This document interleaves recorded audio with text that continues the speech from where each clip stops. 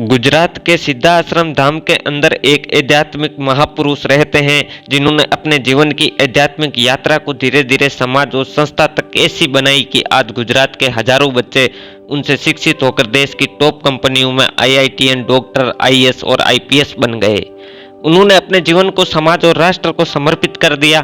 आज हम उसी महापुरुष के जीवन से जुड़ी ऐसी घटनाओं का उल्लेख इस वीडियो में करेंगे जिसे सुन आप दंग रह जाएंगे कि कैसे उन्होंने अपने फैमिली बिजनेस जो दुबई में है उसे छोड़कर वो वापस भारत आए और शान और शौकत से भरी दुनिया को छोड़कर वे सन्यासी बने।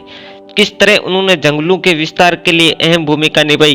क्या वजह थी कि जिस महापुरुष ने अपने आप को समाज को समर्पित कर दिया उस महापुरुष को 7 साल जेल में रहना पड़ा।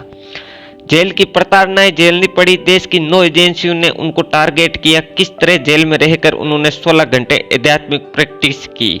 जेल से छूटने के बाद किस तरह उन्होंने जंगलों में रहने वाले आदिवासियों को, बच्चों को शिक्षित किया और अपने पूरे जीवन को समाज के लिए और एजुकेशन के लिए समर्पित कर दिया। आज हम बात कर रहे हैं स्वामी योगेश्वरानंद गिरी जी महाराज की, यानी स्वामी यो यूट्यूब चैनल के स्वामी जी की। तो चलिए शुरू करते हैं उनके जीवन के इस सफर को। लेकिन आगे बढ़ने से पहले आपसे एक छोटी सी रिक्वेस्ट है कि आप इस वीडियो को लाइक और चैनल को सब्सक्राइब जरूर करें। इसमें आपको 4 सेकंड लगेंगे, लेकिन ये हमारे चैनल को जिंदा रखने के लिए बहुत जरूरी है।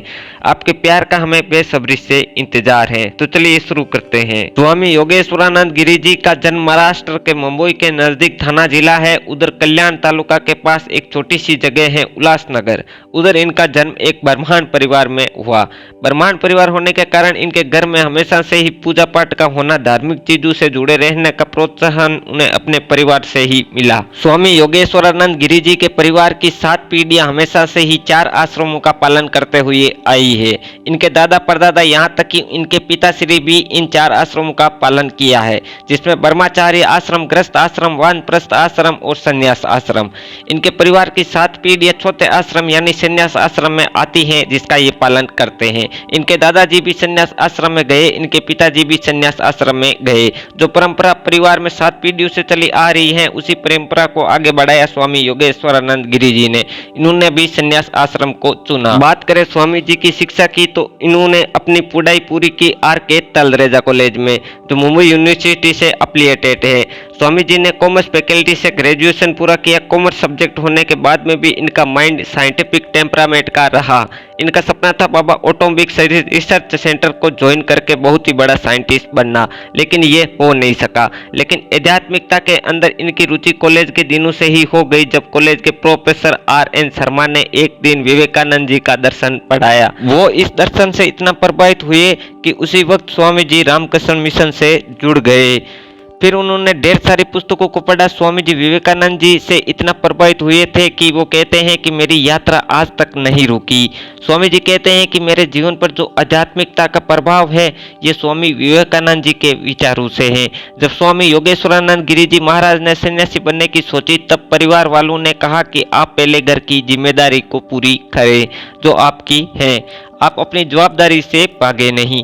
स्वामी जी कहते हैं कि उस वक्त परिवार के हालात थोड़ी ठीक नहीं थी, इसीलिए मैंने अपनी जिम्मेदारी को समझा। स्वामी जी आगे बताते हैं कि दुबई में हमारा छोटा सा बिजनेस था, इसीलिए मैंने अपने बड़े भाई के साथ में बिजनेस ज्वाइन किया। लेकिन स्वामी जी ने कभी अपने गुरु प्रेम पूजनीय भूतेशानंद जी महाराज से कभी संपर्क नहीं तोड़ा। वे कहते हैं कि काम के दौरान भी अपने गुरु से जुड़े रहे। फिर वे दुबई से वापस आए तो सीधा अपने गुरु से मिलने पहुंच गए और उन्होंने आग्रह किया कि मैं संन्यास लाइन में आना चाहता हूं।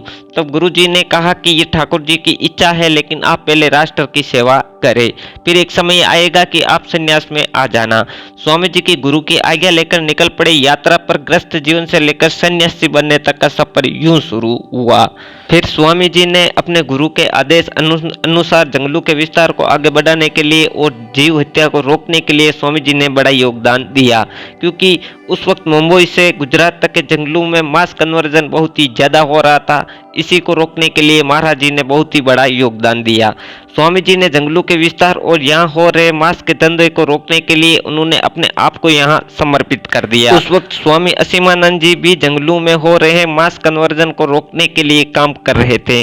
उस वक्त मैं उनको पढ़ता था, मैं उन्हें देखता और कार्यक्रम होते थे, तब थोड़ी थोड़ी मुलाकातें भी हो जाती। जब असीमानंद जी महाराज क्रिश्चियन नीति के कन्वर्जन कन्वर्जन के खिलाफ काम कर रहे थे। तब देश में यूपीए की सरकार थी। तब कांग्रेस सरकार असीमानंद जी को रोकना चाहती थी। सरकार असीमानंद जी के खिलाफ थी तो सरकार ने असीमानंद जी के आसपास के लोगों को भी टारगेट करना शुरू कर दिया। उस वक्त देश की एजेंसियों को पीछे लगा दिया और जाने अनजाने में योगेश्वरानंद गिरी जी महाराज का भी नाम सामने आ गया। क्रिश्चियनिटी कन्वर्जन को छोड़कर एजेंसियों ने एक फर्जी बम कांडों का केस बनाया और जो सारे राष्ट्र के समर्पित लोग थे उनको फंसा करके 9 एजेंसियों को पीछे लगा दिया। इन एजेंसियों ने स्वामी जी योगेश्वरानंद जी को इतना टॉर्चर किया कि आप और हम सोच भी नहीं सकते। स्वामी जी को इतनी अमानवीय यातनाएं झेलनी पड़ी कि वे खुद इन्हें याद भी नहीं करना चाहते। वो कहते हैं कि मैंने राष्ट्र के लिए, धर्म के लिए और सनातन धर्म की रक्षा के लिए ये यातनाएं झेली। वे कहते हैं कि मैंने अपना पूरा जीवन राष्ट्र को समर्पित कर दिया। सरकार और देश की 9 एजेंसियों को पीछे लगाकर झूठे मुकदमों में फंसाकर स्वामी जी को 7 साल की जेल हो गई। देश की अलग अलग जेलों में स्वामी जी ने 7 साल बिताए। स्वामी जी कहते हैं कि उस वक्त की यूपीए सरकार के निजी स्वार्थों के कारण हमें फंसाकर जेल में डलवा दिया। लेकिन सत्य की जीत होती है। जो मुकदमे स्वामी जी के ऊपर लगाए गए थे उन मुकदमों को आखिर में कोर्ट ने खारिज कर दिया। जो आरोप स्वामी जी के ऊपर लगे वो भी खारिज हो गए। लेकिन कोर्ट का फैसला आने में समय लगा, लेकिन आखिर में स्वामी जी की जीत हुई और वे बाइज्जत बरी हुए। लेकिन जो 7 साल की प्रताड़ना स्वामी जी ने झेली, इसे उन्हें बहुत ही ज्यादा नुकसान हुआ। इसे इन्हें आर्थिक नुकसान ही नहीं बल्कि इनका परिवार भी बिखर गया। परिवार के लोगों ने स्वामी जी से संबंध तोड़ दिए। स्वामी जी के जो मित्र थे वो भी उनसे दूरियां बनाने लग गए। स्वामी जी को जब जेल हुई तब कोर्ट में स्वामी जी ने कहा कि मुझे रहने के लिए एक सेपरेट सेल दिया जाए ताकि मैं अपनी आध्यात्मिक प्रैक्टिस कर सकूं। 7 साल जेल में रहने के दौरान स्वामी जी ने जेल में रहने के दौरान 16 घंटे आध्यात्मिक प्रैक्टिस की। उन 16 घंटों में स्वामी जी ने गीता का पाठ, गायत्री पाठ, श्री मंत्रों का जाप हर रोज करते। यूं ही ये रूटीन चलता रहा। 7 साल तक जब कोर्ट ने बेइज्जत बरी कर दिया, जेल से बरी होते ही स्वामी जी लग गए समाज सेवा में।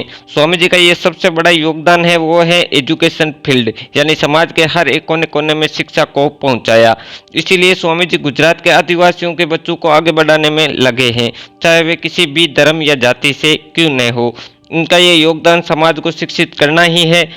इसीलिए स्वामी जी ने एक संस्था बनाई है जिसका नाम है स्वामी विवेकानंद संस्कार केंद्र, जिसका उद्देश्य शिक्षा को जंगलों तक पहुंचाना। जो आदिवासी समाज अपना जीवन जंगलों में बिताते हैं, उनका बसेरा वही है, उसी समाज के बच्चों के लिए यह संस्था काम करती है। आपको यकीन नहीं होगा कि स्वामी जी ने इस पहल से आज भारत की टॉप कंपनियों में जो IITN है वो इसी संस्था से निकले हैं। डॉक्टर IPS भी इसी संस्था से निकल रहे हैं जो आज बड़े बड़े पदों पर बैठकर नौकरी कर रहे हैं। इस संस्था की जो रैंक है वो गुजरात में टॉप पोजीशन में है। हर साल 100% रिजल्ट इस संस्था का रहता है। इस संस्था में गरीबों और निर्धन परिवारों के बच्चे पढ़ते हैं। दिन रात मेहनत करवाते हैं स्वामी जी उन्हें मोटिवेट भी करते हैं। उनका ये योगदान समाज कभी नहीं भूलेगा और आज भी ये सफर उनका जारी है। धन्यवाद।